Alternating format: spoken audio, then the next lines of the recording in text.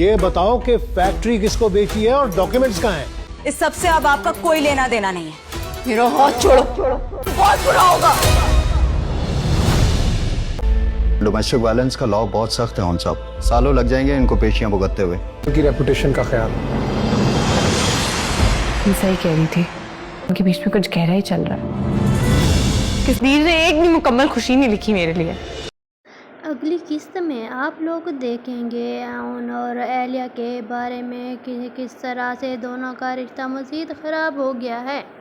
دوسری طرف ان دونوں کے درمیان میں نرملا گھسی ہے, جس کی وجہ سے اہلیہ کو موقع مل گیا ہے کہ وہ اون کے اوپر باتیں کر سکے اور اسے اپنی جان چھڑا سکے.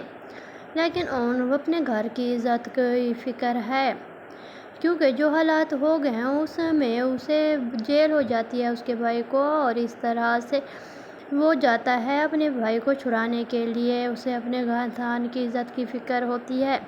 اہلیہ سے بھی وہ کہہ دیتا ہے کہ جو کچھ وہ کر رہی ہے یا جس طرح سے نرملا نے جو کچھ کیا ہے اس میں اس کا کوئی قصور نہیں ہے ان کا, اور نہ ہی وہ ان سب چیزوں کے بارے میں جانتا تھا.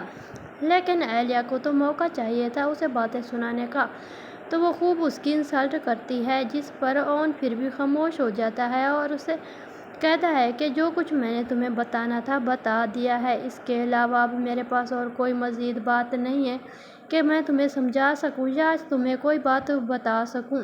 اس لیے بہتر ہے کہ تم اپنا فیصلہ بدل لو اور جو کچھ میں کہہ رہا ہوں اس پہ یقین کرو.